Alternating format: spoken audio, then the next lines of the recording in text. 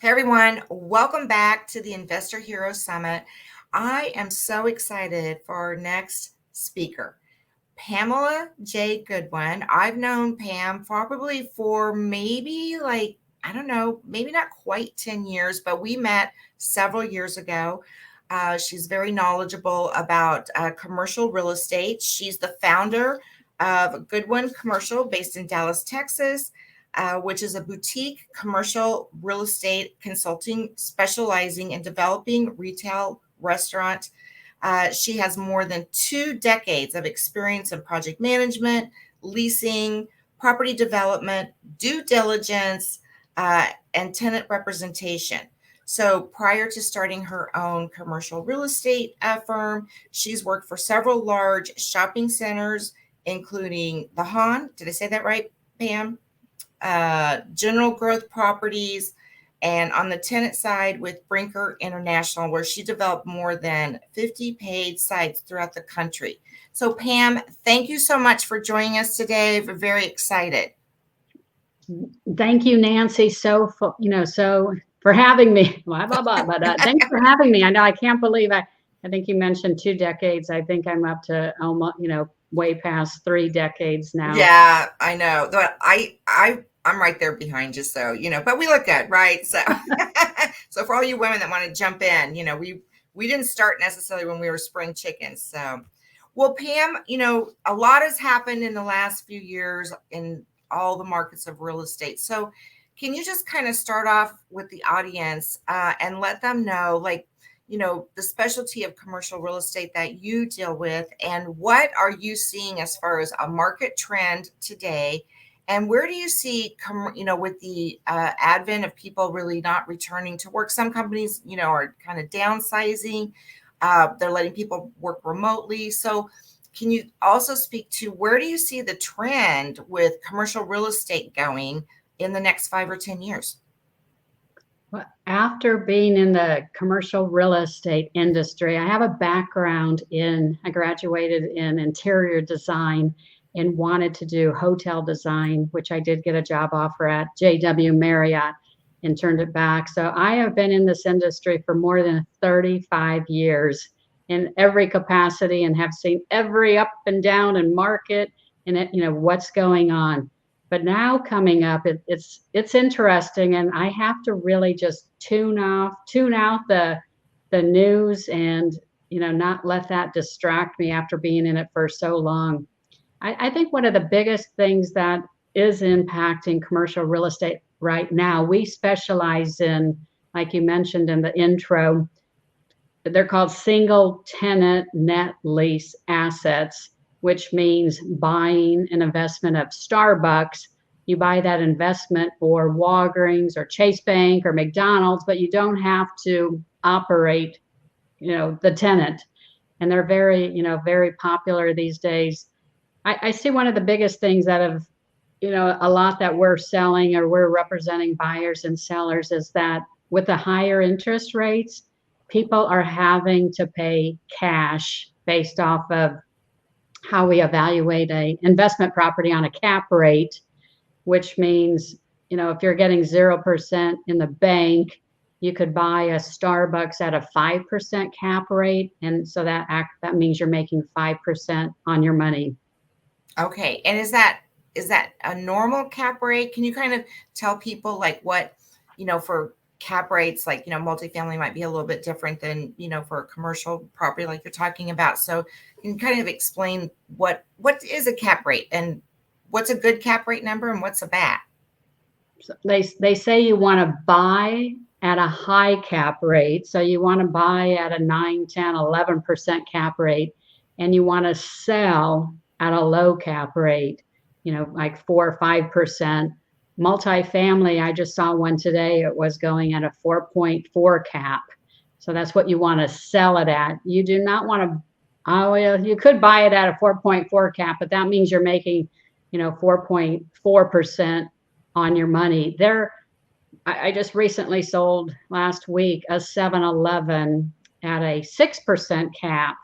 And every one of the national tenants are all, it depends if there's a lot of things that go in on how to evaluate that cap rate. And won't get in the weeds too much, but it all comes down to the tenant, the location. I mean, same with multifamily. Everything's about, are you in a small town, large town? And so there's a variety of things that impact that cap rate. Okay. So when I was doing a little research on you, so, I ran across so I'm just single family, I've passively invested, but I'm not, an expert in any way, shape, or form in commercial. But one of the things I was kind of surprised about, because I know a lot of people that are buying storage units, and that's considered commercial. So have you seen that as being a popular investment? Do you think it's a good investment? Storage units, I have not purchased one before, but I have a lot of people in the industry, like you said, buying storage units. And especially, it's always a good thing to buy because during the recession, the ups and downs of it, people are always going in to use different, storage units, so they become full. There was kind of a lot of storage units being built. So a lot of the cities did put restrictions on those. But there's other things you can buy, like RV storage or RV parks and mobile home parks. And I don't know if you've seen around here in Texas, or, I've seen them here, but they're the man cave storage units that are very popular these days to acquire. Oh, now what is that, like one of those container homes or? Well, they're actually more, you'll see a big roll up door, and they're usually 2 levels. And a lot of that's why they call it a man cave, because you'll see them, parking their upscale car in there. And then you can go on the upper level and they have a whole place of a TV and refrigerator. And they're going over there Okay. to watch the football So would that be games a and she get away. shed if you were a female, I guess, a she warehouse or something, right? So okay, well, you mentioned that you've, been in the biz for almost 35 years now. So what was it like when you first started, and being specifically female, because we know it's commercial, probably even back in the day, was more male than female.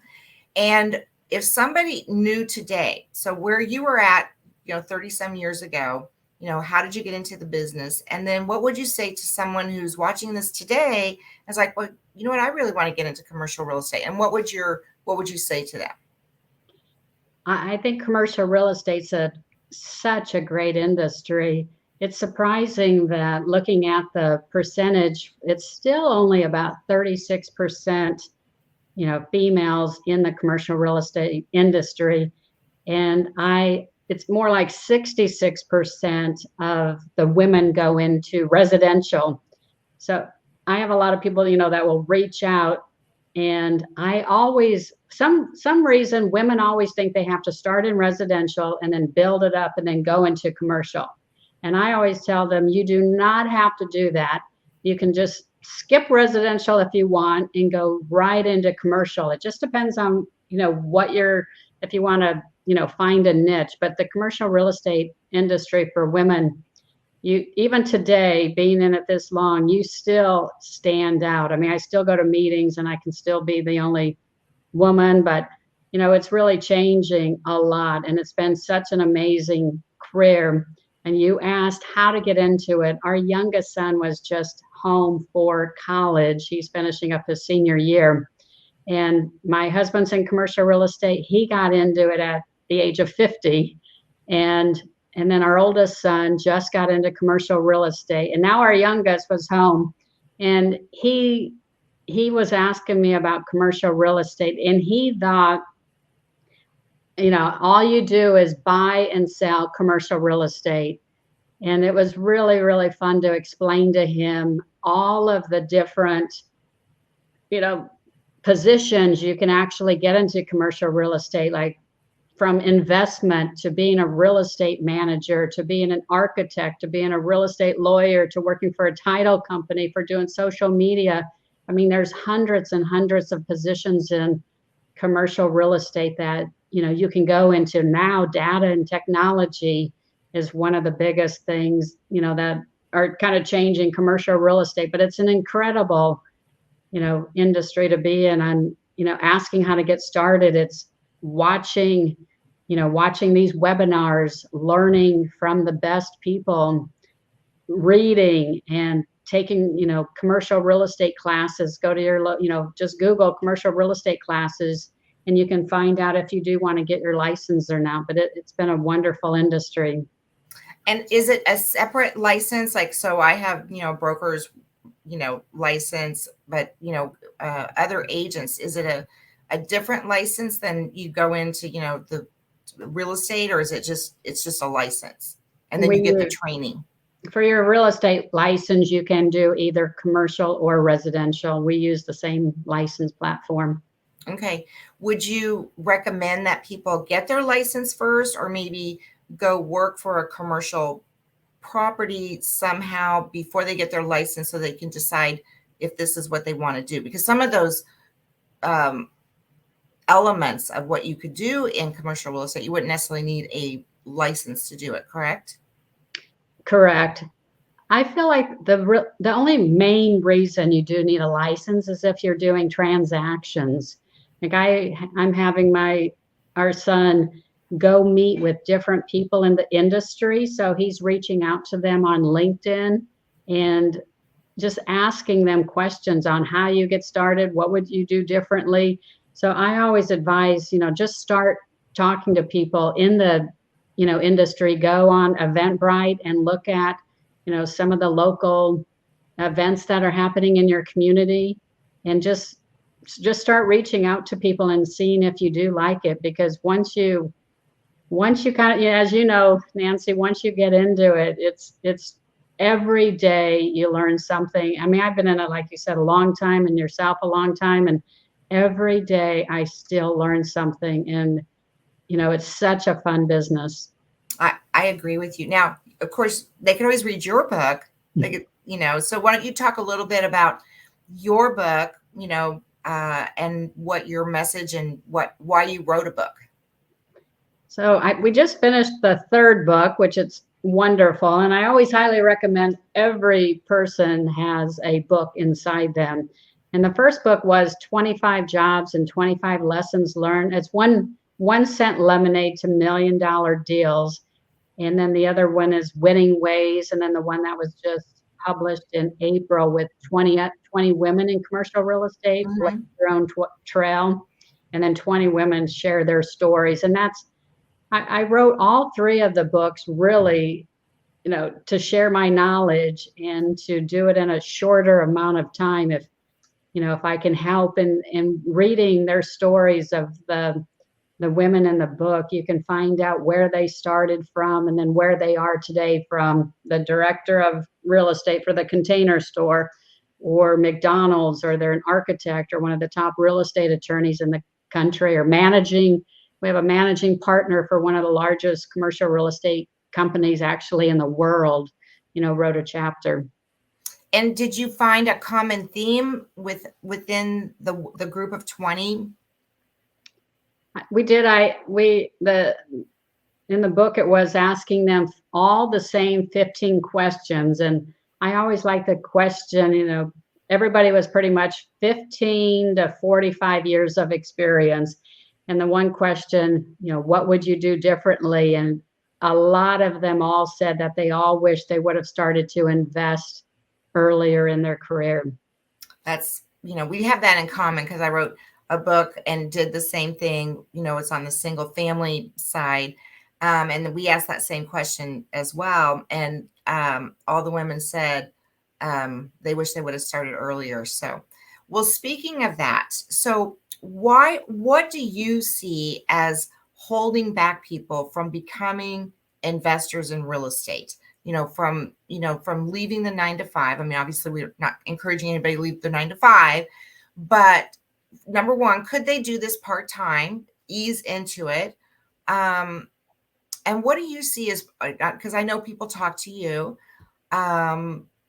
what do you see as their obstacles, that why they don't, whether they want to go into investing in single family, multi, commercial? It comes down to, especially for women investing, I've invested in several properties with men, And speaking on behalf of women, the biggest fear, I mean, the biggest reason that they don't invest is fear, and then the lack of knowledge and probably overthinking. And I always suggest, if you have extra money, or nowadays, I mean, I teach and speak and tell people you don't even have to have the money, you just have to find the deal. And or if you have the money, you just have to start asking people to look for, teaming up with like yourself on properties to invest in. But Yes. you have And to just get started with one. And it's always that first one's the hardest, but once you get it, you just want to, especially if you do well, to invest more. I have one couple who owned a jewelry store, and they were leasing for more than 30 years. And I mm, did a breakdown showing, if you bought this property, and they were surprised that they could buy a commercial property condo on a busy street for $330,000. And it showed that if they bought it and everything, that common area maintenance tax, everything that's included, that they were going to be paying less per month than they were leasing it. And now they have an asset. And they called me, Pam, we're ready to buy our next one. Why didn't we do this sooner? And, I hooked them up with a bank and helped them with all their due diligence. And, that first one was very scary for them, but now they're like a pro. I'm, ready. They want to buy the property, the condo right behind them, because they're expanding now. And I have several stories like that, and I love that. yes, I see that too, that it's a fear. I used to say it was fear stopping people, but then I've come to realize it's knowledge. And I think when, anyone, male, female, whoever wants to invest in real estate, they go and they hear people like you and I speak, read books, and they see how we are today. But this is not, this was a culmination. We all had to start somewhere too. We all, maybe didn't always know what we were doing, but we found trusted mentors. We Mm-hmm. educate ourselves. And I think for women as well, they have a strong community of women that, will help you and support you. So I talk to a lot of women, and it's sad because some of them have money, that they may be widowed or divorced, or, they're empty nesters. And if they don't feel like their family or friends support them, and someone said, well, you know what? I have been told this many times. I'm sure you too have, Pam. As you're climbing up the ladder and nobody supports you, they all want, it's like the crabs in the bucket. So when you finally get out of the bucket, then they're like, oh yeah, I knew her when. So just remember that, support just means you don't have to have their blessing. You can do this. You just need to find people like Pam and I to get your foot in the door.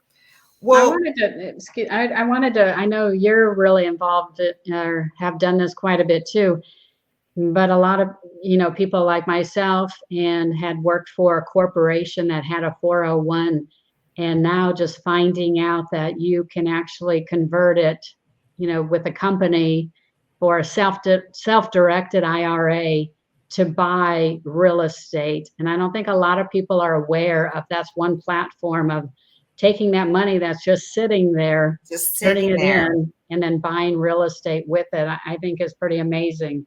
And I'm in another Facebook group I'm in. So like some entrepreneurs. And so the question came up and a lot of people answered. They said, well, what's your, as a solo entrepreneur, what's your retirement plans? And a lot of people put, 401, Roth, uh, a lot of insurance policies and things like that. And somebody said, no, that's not going to work. And so I was like, self-directed IRAs, roll that money over. And yes, that is a strategy that I learned. It wasn't like overnight. But again, as I speak on it and say, you can take that idle money that's making, a lot of times it's not making much, or it's banked on what the stock market is doing. My husband and I, we probably never will retire, but so what we do is in his 401k, we've rolled it over because it is his 401k is dependent on the stock market. So I would, so we took it and we've invested it, and then, when the stocks, went down, But people don't think about that. They just think they have to do that. But again, that's an education thing. It's not Right. something you just like wake up one day and was like, oh, can I do that? But yes, you can use that idle money. Um, I know I saw one time driving on a billboard. I had to stop and pull over because there was a huge billboard that said, "Is your retirement plan your in-laws?" and especially right now in the economy, it's like one of those things. Don't watch the news anymore. Just be informed, be safe. But it's a scary time. But the thing is, it's another cycle in real estate. And so when this is what I've learned. When it's a scary time in the economy, that's actually a good time to start investing in real estate. Because I'll hear people say, well, the interest rates, and you mentioned the interest rates are really high. Well, you know what? There's probably less buyers out there. So it's a little bit Mhm. more competitive. The prices are still high, but you're buying, like you said, the asset, and I always say, I don't really care about the interest rate because it's tax deductible.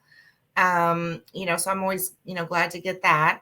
So I think people just get, a little concerned and, they see a lot of things going on and they need to stop and say, okay, I can do this, and I can have the future that I can create my own future is basically what real estate investing can do for you. So, um, what is, well, did you tell us how you got started? I don't think so. How did you land in commercial real estate? So tell the audience a little bit about how you got started.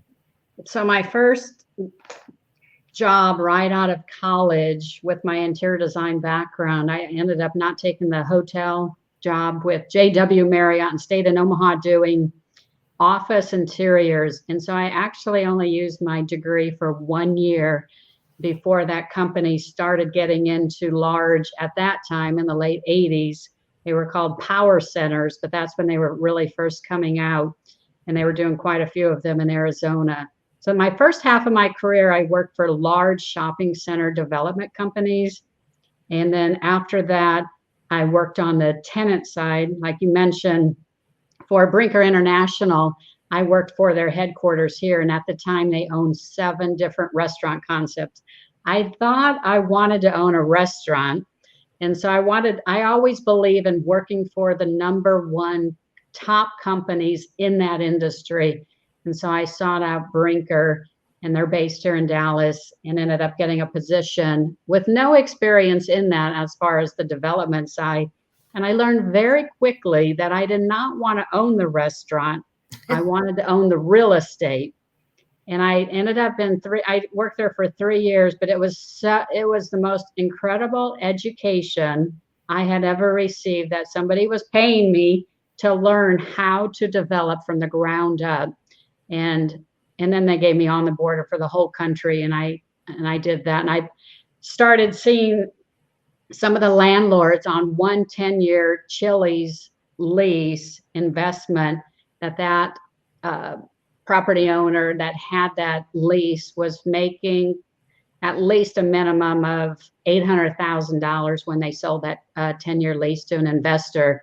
And I ended up finding one of the landlords who was developing quite a few Chili's, and he took me under his wing, and we were business partners for 4 years. And my first deal was I left on good terms with Chili's, and they sent me down to a location in Texas, a small town, and I put the property under contract. My business partner at the time told, I didn't know that part of it, how to acquire the restaurant. So he taught me how to put it under contract for $5,000.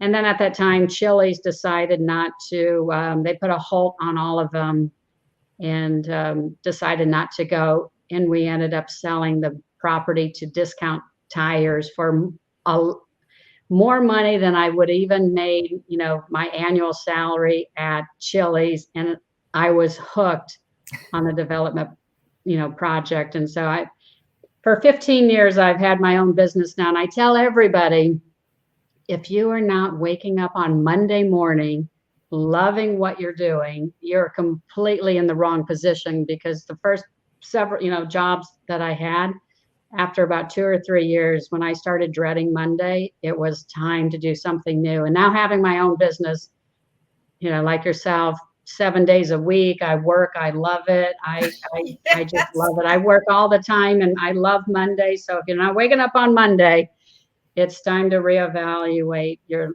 career. I completely agree with that. That's what I was like talking about. I'll probably never retire because I just love what I do and I'm just passionate about it. And I think I know you are too. So, talk to us about, I would like for you to kind of tell a couple stories. So, we talked earlier about when people, tune into us or see us speak, they're like, oh my gosh, I could never do that, and they don't realize again that, we started right where you're at today. We didn't know anything. It's a process. And sometimes you don't get the process right. So, would you share with us a time when things did not go well, and how did you recover from it? The times that to me don't go well, and I just went over this on a presentation this week, is because of not following up and or thinking a project was too expensive, or your mindset, listening to other people, thinking that they know more than you do. And really in the last probably 3 years, I've learned that you have to collaborate with people and team up with the right people and learn from the right people. And so if you're looking to get started, that's what you really need to do. You can reach out to me, reach out to Nancy, find that person or that team of somebody that is doing what you want to do. Make sure they have the right experience. There's a lot of coaches out there that have never developed any property or own investment property.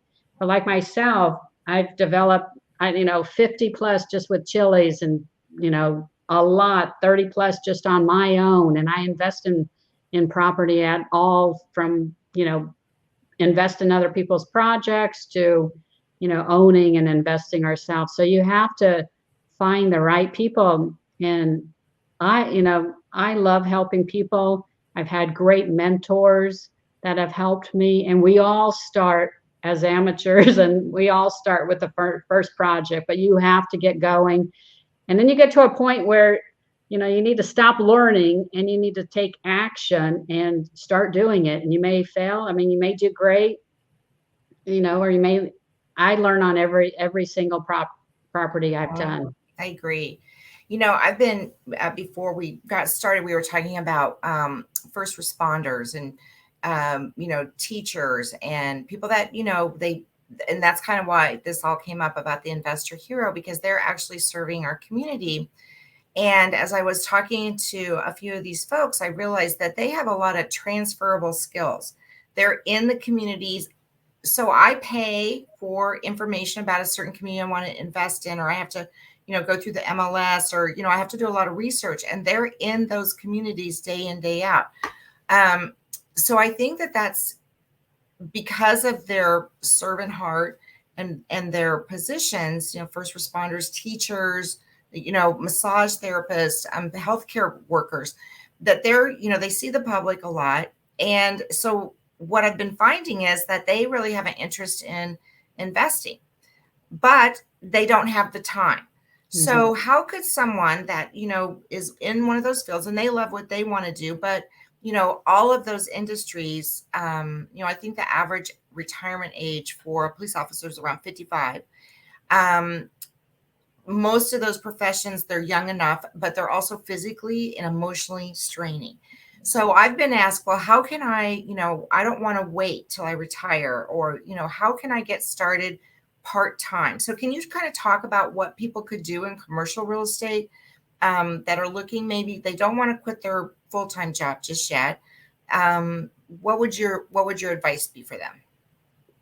I would recommend that. Like I mentioned before, I think sometimes people are surprised that you could buy a commercial condo property. My husband and I there was a small office building, just one tenant, and I think we paid around just a little over 300,000 for it, and we did get a conventional loan at the time. And so that's $60,000 down. If that's too much to get started, you can combine a couple people. Like you would come to me, I'm a Texas broker, and say, Pam, I have, you know, $60,000 to put down. I could find you a building in the 300,000 range that had one tenant in it that could give you, you know, $1,300 to $1,500 a month cash flow after all expenses. That's a good way to get started, or to collaborate with other people. I've been in a project where there were 10 of us that put money in to buy a larger asset. So that's another way to get started. Yeah, and I've done the same with the self-directed IRA, where a lot of people have, an IRA that's a self-directed IRA under $50,000. 10,000, 15. The average self-directed IRA for younger people is around 5 to 15,000. I've actually been able to help those people come together and then buy an asset or become private money lenders. So there's some back paperwork that you have to do, but yes. So and have you ever done a deal with no money down? Is that even possible in commercial real estate? It is. You could do it. When I first started off, after I sold the property to Discount Tire, the next property we did was acquire 5 acres in a small town, and it was for, at that time, I ended up getting a Walgreens, and we did a build-a-suit for them, and then Chase and McDonald's. And when we acquired that land, we actually required, at that time, there was no money down because the bank would take the tenant's lease as the equity. But another recent story, another business partner and I had found 2 properties, and it was about a 1.65. I know it's so funny how I don't know what I did yesterday, but on these deals, I remember exactly. I guess it's engraved in their mind, but it was a $1.65 million loan to acquire these 2 buildings, and presented it to a lot of people. They all turned it down. Found a friend in our real estate group. I'm involved in Deals and Heels. There's about 70 of us, all in commercial real estate here in the Dallas area, all in retail. And so she partnered with me. And when I went to the bank, we ended up using her 2 duplexes as the equity down. So neither of us put any money down, and we acquired those 2 buildings. And then the one was vacant, and then I ended up getting Mattress Firm to do a 15-year lease on that. So there's, different ways, but creative financing, if you can find the deal, you can find the money or not find the money. I've always provided sweat equity. Instead of putting my own money down, I found the deal and then found, if we needed financing for a bigger project. Yes. And, same thing. I've done deals because people will say, well, how can I get started I don't have any money. So if you have drive, you have discipline, and you work with, in those kinds of situations, I would always say you need to be working with a trusted mentor / coach, because as Pam mentioned, and we both I've hired coaches, haven't you? I have. No one gets here on their own. I'm sorry, Pam, what? Yes, I'm in a mastermind right now, learning how to save more of the money. But like they say, if you pay attention. Yes, I agree. And I have a mentor too right now as well. So, well, Pam, how can people, I want to first thank you for being here today. And, you are such a wealth of knowledge in the commercial, just in real estate in general, but really just niched it out in the commercial real estate space. How can people get a hold of you? And do you offer any services to get people to, get to where you're at? Well, thanks again for having me on here today. You can reach out. My website is pamgoodwin.com.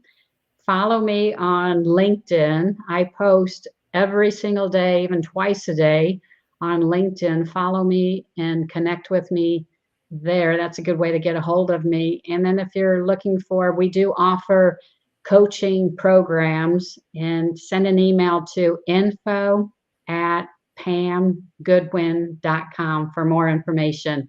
And I'll be setting up a VIP, an all-day event on how to learn commercial real estate. And this is stuff the biggest feedback I get from after people have taken my classes is that, Pam, you're the first person that has ever been able to explain it to me in simple terms, and excited that they can finally feel like they can figure it out, because it can be overwhelming in commercial real estate. So I'm love helping people.